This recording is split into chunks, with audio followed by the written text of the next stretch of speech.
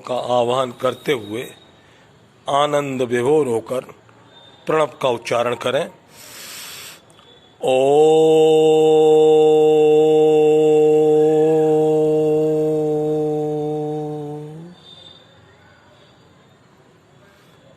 मेरे नाथ, आप अपनी सुधामयी सर्वसमर्थ पतित पावनी अहेतु की कृपा से दुखी प्राणियों के हृदय में त्याग का बल एवं सुखी प्राणियों के हृदय में सेवा का बल प्रदान करें, जिससे वे सुख दुख के बंधन से मुक्त हो आपके पवित्र प्रेम का आस्वादन कर कृतकृत्य हो जाएं।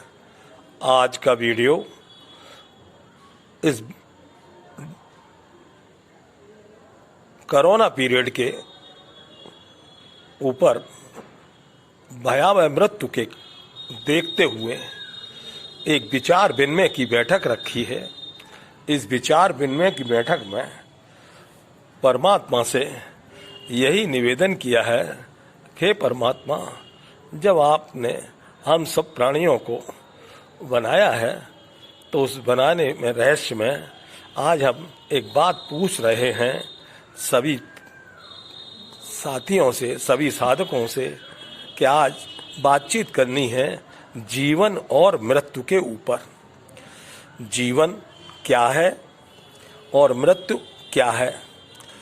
साधारण भाषा में तो जीवन को जब से जन्म होता है और मृत्यु तक होता है उसको जीवन कहते हैं, लेकिन नहीं, आध्यात्मिक भाषा में जीवन एक अलग अलौकिक तत्व है। जीवन एक अलौकिक तत्व है और ये शरीर और संसार लौकिक चीज़ें हैं। तो एक तरफ लौकिक चीज़ें हैं और एक तरफ अलौकिक तत्व है।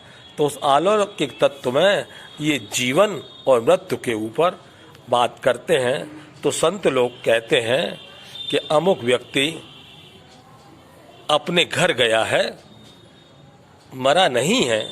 ज़्यादातर लोग कहते हैं कि वो मर गया।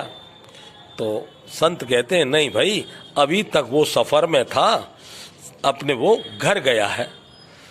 अभी तक सफ़र में था, अब वो अपने घर गया है।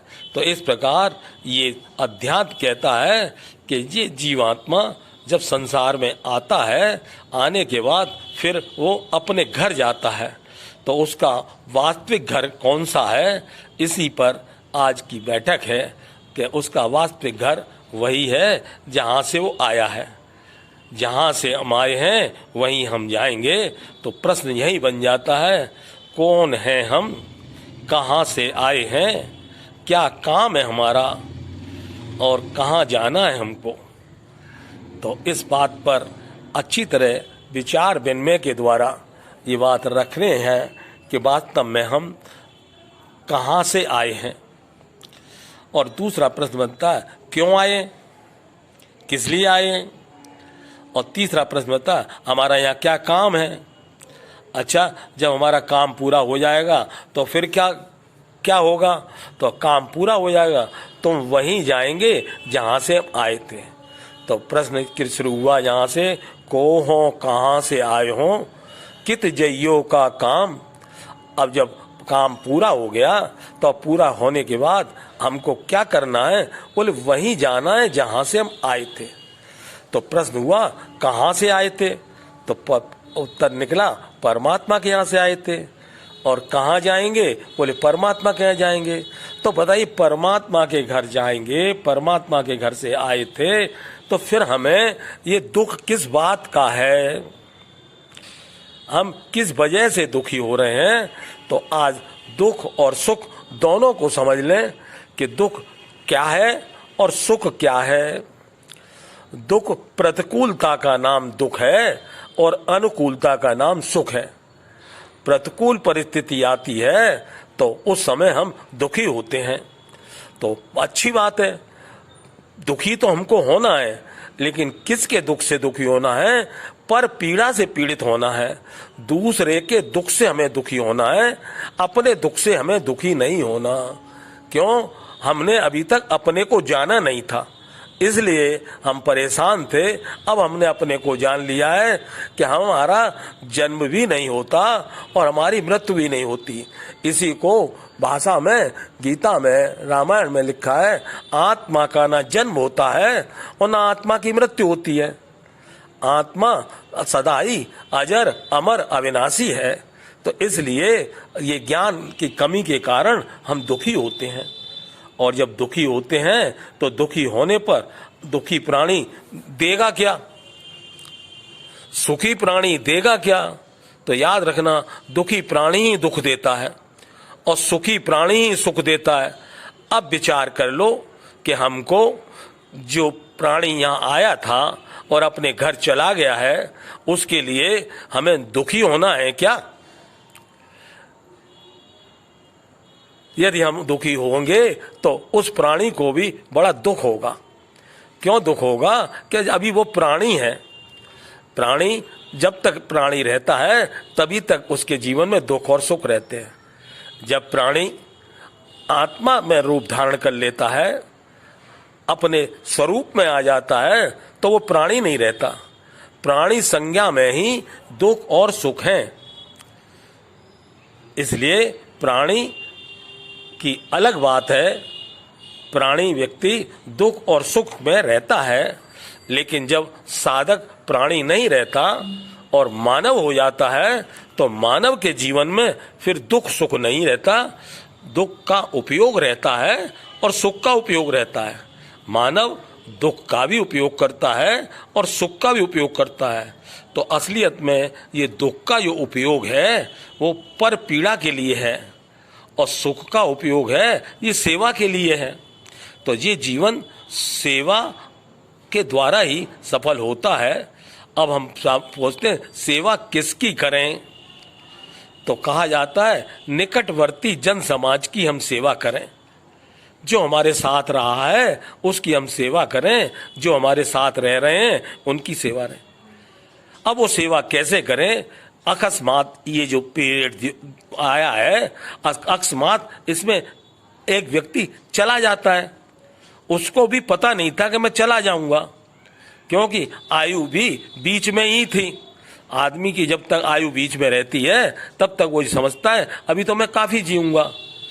तो इसलिए वो अभी जीवन की आशा लगाए बैठा था। तो इसलिए जीवन की जब आशा थी तो इस तरीके से जीवन की आशा पूरी होती है। जीवन की आशा अधूरी नहीं होती। जीवन में कभी भी निराशा नहीं होती। जीवन में कभी भी निराशा नहीं होती। इसलिए जो जीवन हमें मिला है वो निराशा के लिए नहीं मिला है, आशा के लिए मिला है। और यदि निराशा यदि जीवन में आ जाए तो नैराश्य जीवन भी बड़ा ऊंचा जीवन कहलाता है। निराश जीवन में फिर वैराग्य आ जाता है। तो उस उम्र तक पहुंचने पर, जिस उम्र में हमें वैराग्य आता है, उससे पहले ज्ञान की आवश्यकता पड़ती है। जब जीवन में ज्ञान मिल जाता है तो वो ज्ञान हमें 3 बातें बताता है। ज्ञानी व्यक्ति 3 चीज पक्की कर लेता है जीवन में रहते रहते। क्या पक्का कर लेता है? अकिंचन, अचाह और अप्रयत्न। वो अच्छी तरह जान लेता, मेरा व्यक्तिगत कोई है नहीं और मेरी अपनी कोई चाहना भी नहीं है और ना ही मुझे किसी प्रकार का प्रयत्न करना है। इस प्रकार अप्रयत्न एक बहुत बड़ा साधन है।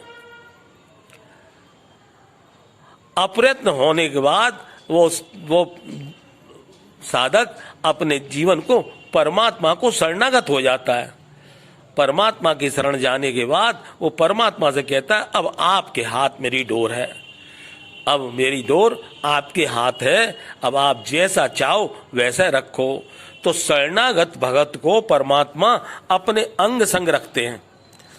तो इसलिए सबसे ऊंची भक्ति कहलाती है शरणागत भक्ति।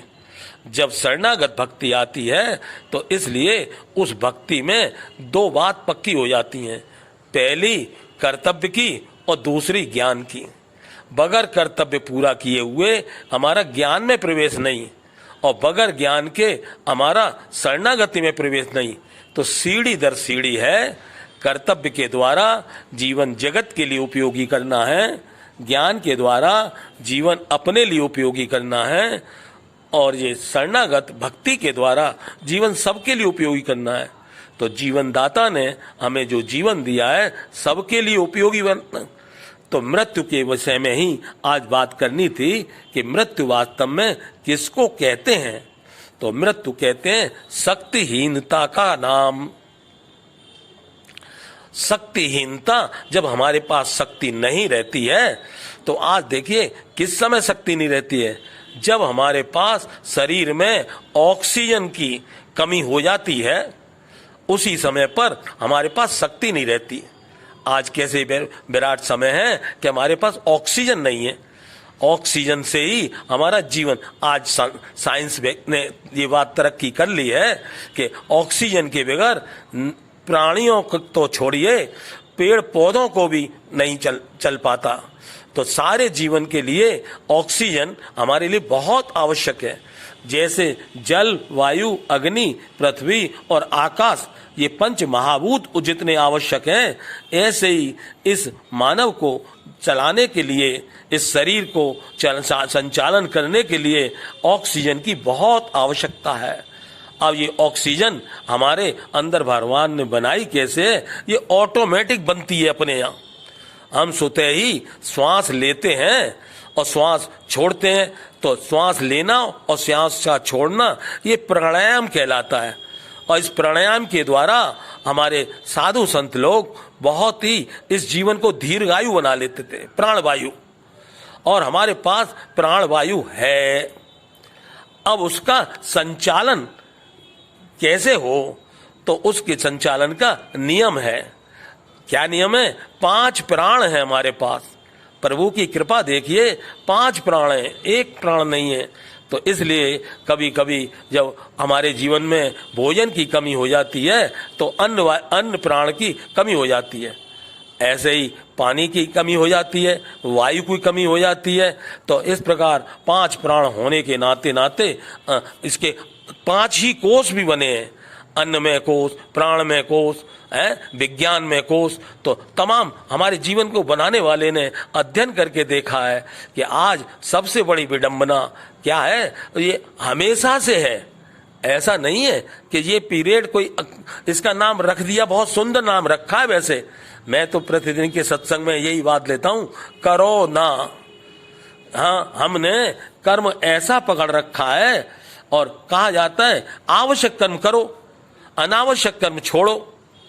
अरे भाई, उतना कमाओ जितने की आवश्यकता है। पहले कहते थे, साईं इतना दीजिए जामे कुटुंब समाए, मैं भी भूखा ना रहूं अतिथ न भूखा जाए। अब समय बदल गया, अब हम इन बातों को गए भूल। अब तो हम सोचते हैं कैसे भी हो हम जिंदा रहें।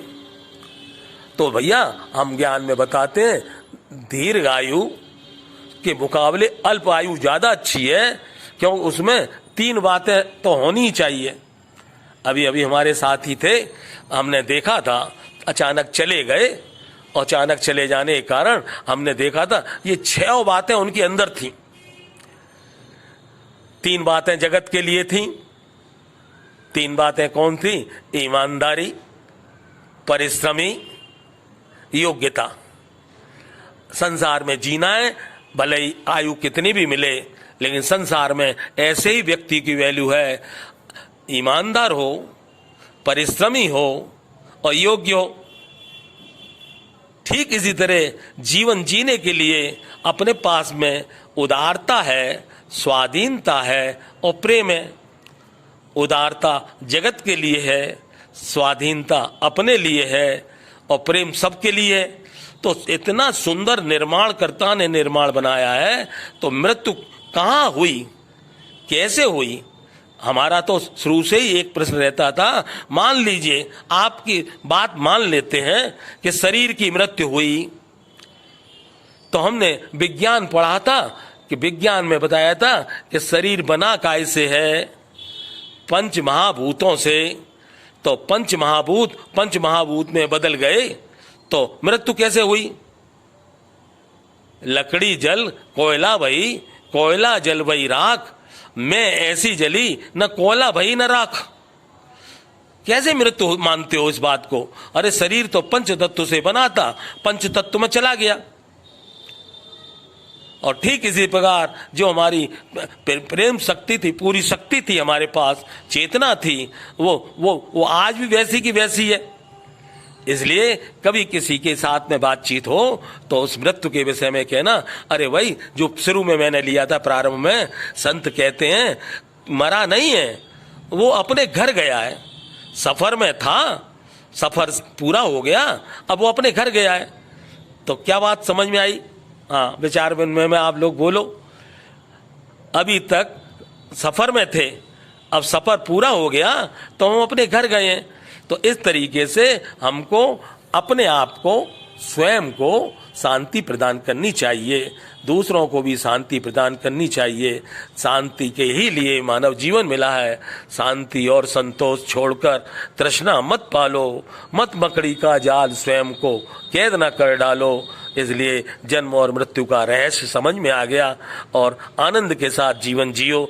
कम अल्प आयु हो तो आनंद के साथ, दीर्घ आयु हो तो आनंद के साथ। आनंद की कमी हमारे पास नहीं है और आनंद परमात्मा का ही परिवाची नाम है। परमात्मा को, चाहे आनंद को, जीवन को, तो इस प्रकार जगत को, जगत भी ईश्वर है।